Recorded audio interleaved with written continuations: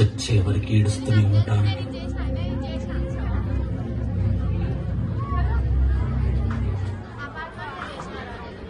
లోకం మొత్తం నాదే, అసలు నా లోపలి జీవం మొదలు అయ్యా నేడే నీకే అరుసు.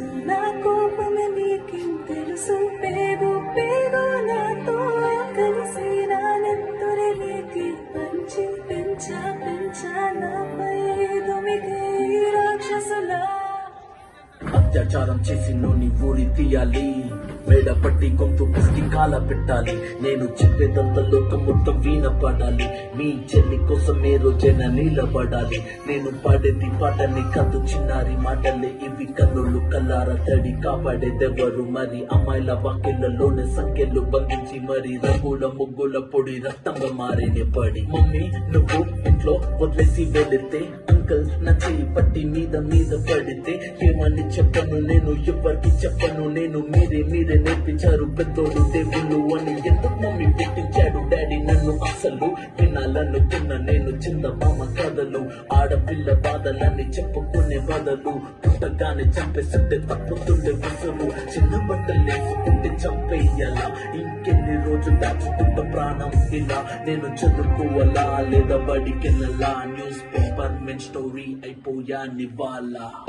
చిరునవ్వులతో కాలం గడపాల్సిన చిన్నారి మనిషి అనే రంగేసుకున్న క్రూర మృగాలకు బలైపోయింది. 8 ఏళ్ల చిన్నారిని హింసించి అత్యాచారం చేసి చంపిన ఘటన మానవత్వానికే మాయలు మచ్చగా మిగిలిపోయింది.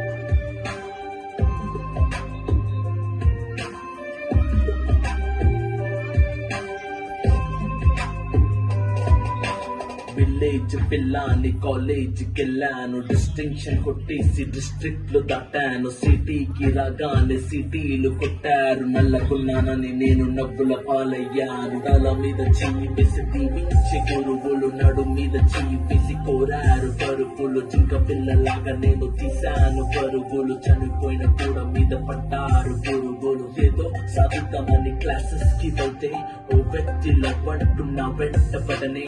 చిన్న చూపు చూసి నా చున్నీ లాగాడు, యాసిడ్ దాడుల్లో నా పేరెక్కించాడు.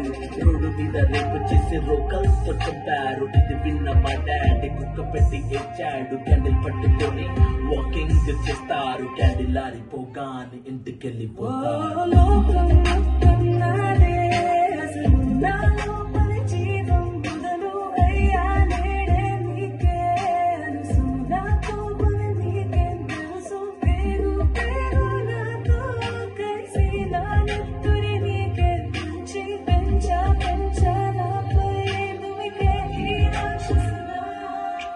We request you to be strong woman, stronger than all.